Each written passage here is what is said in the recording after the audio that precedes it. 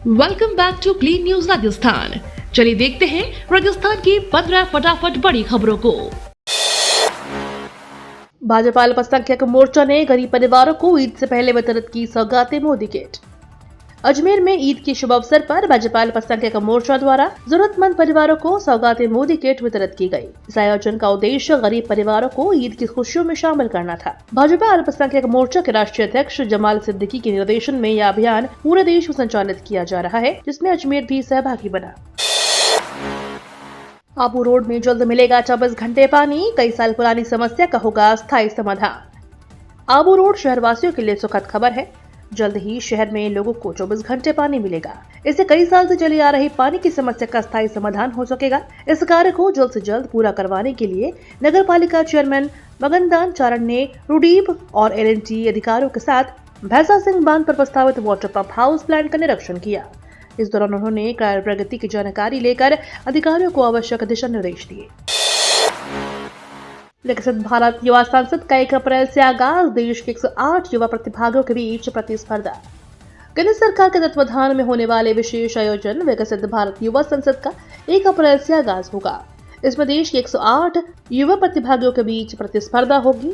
केंद्रीय युवा और खेल मामलों के मंत्रालय ने बताया कि विकसित भारत यूथ पार्लियामेंट का राष्ट्रीय राउंड 1 से 3 अप्रैल तक होगा। इसमें प्रत्येक राज्य और केंद्र शासित प्रदेश से शीर्ष 3 उम्मीदवार एक साथ आएंगे।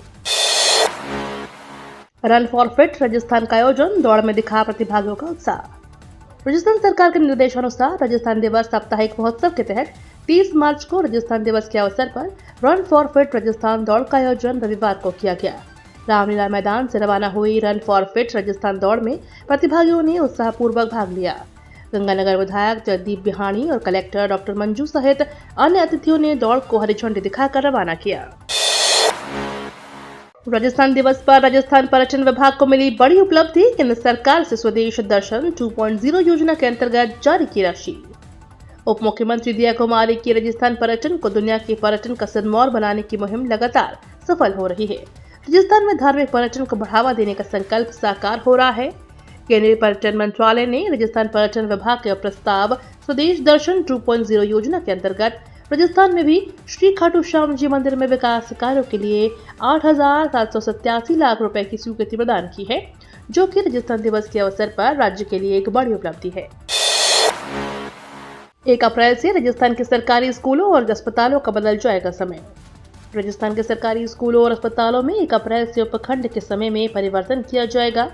शिविर पंचांग के अनुसार 1 अप्रैल से स्कूलों का समय सुबह 7:30 बजे से 1 बजे तक लगेंगे, जबकि दोपहरी विद्यालयों का समय सुबह 7 बजे से शाम 6 बजे तक निर्धारित किया है। इसमें प्रत्येक पारी 5.5 घंटे की होगी।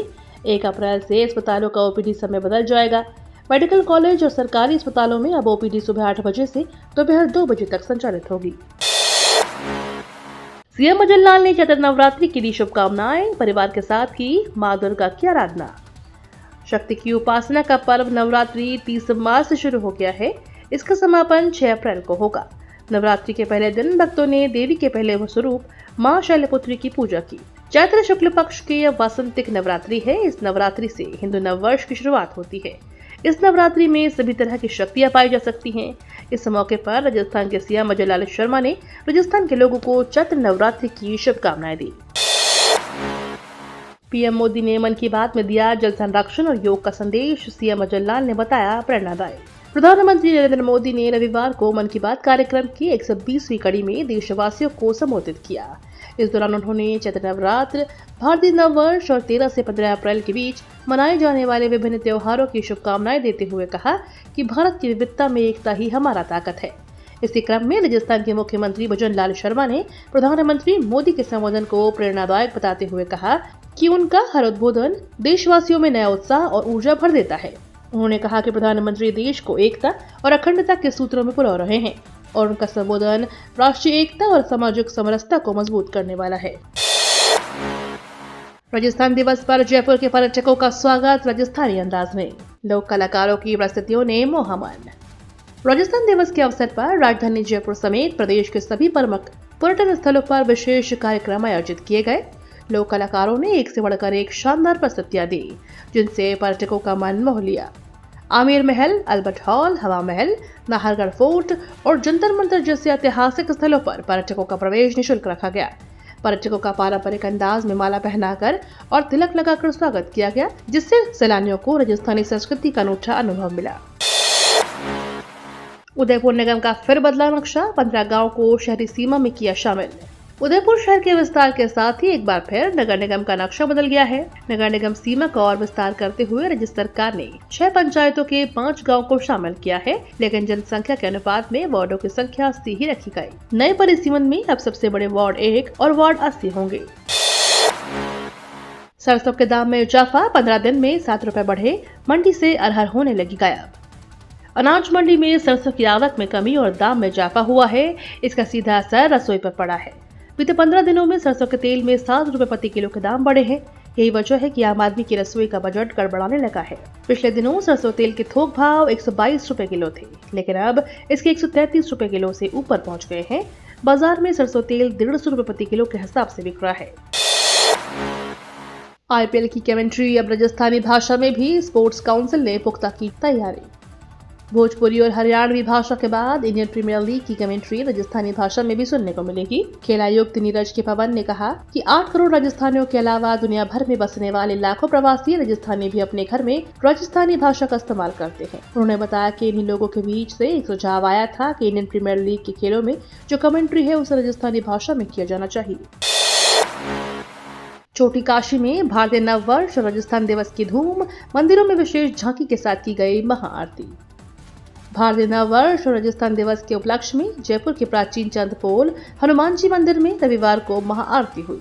बाजारों को ओम लिखी भगवा पताकाओं से सजाया गया। शहर के मोती डूंगरी गणेश मंदिर में भगवान को स्वर्ण मंडित मुकुट धारण कराया एवं फूल बंगले में विराजमान कराया। शहर में कई जगह आतिशबाजी हुई। हिंदू नववर्ष विक्रम संवत 2082 सबके लिए मंगलमय हो, राजस्थान और जयपुर के लिए स्वर्णिम काल साबित हो। इसी उद्देश्य से शहर का व्यापारी वर्ग प्राचीन चांदपोल हनुमान जी मंदिर में जुटा और भगवान की आरती की। व्यापारियों के साथ कई जनप्रतिनिधि भी जुटे। बाड़मेर में लोक गायकों के मधुर कंठ और वीणा की झंकार पर गूंजी संतों की वाणी।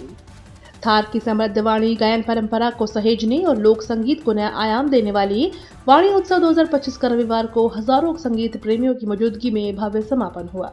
उत्सव के दूसरे दिन दानजी संस्कृति मारवाड़ भजनी पुरस्कार और हरदिस उत्सव पुरस्कार के विजेताओं को सम्मानित किया गया। रुमायना रंगोत्सव मुंबई में भाग लेने वाले कलाकारों को भी पुरस्कार दिए गए। अन्य श्रेष्ठ कलाकारों को वीणा वाद्य यंत्र भेंट किए गए। प्लास्टिक और कागज उत्पादकों को 45% रिसाइकलिंग अनिवार्य, नहीं तो खरीदने होंगे EPR सर्टिफिकेट। जिले में प्लास्टिक और कागज मैन्युफैक्चरिंग करने वाले उत्पादकों को 45% रिसाइकलिंग करना अनिवार्य होगा। यदि उत्पादक इस 100% से कम रिसाइकलिंग करते हैं तो उतनी ही राशि के एक्सटेंडेड प्रोड्यूसर रेस्पॉन्सिबिलिटी सर्टिफिकेट निगम से खरीदने होंगे।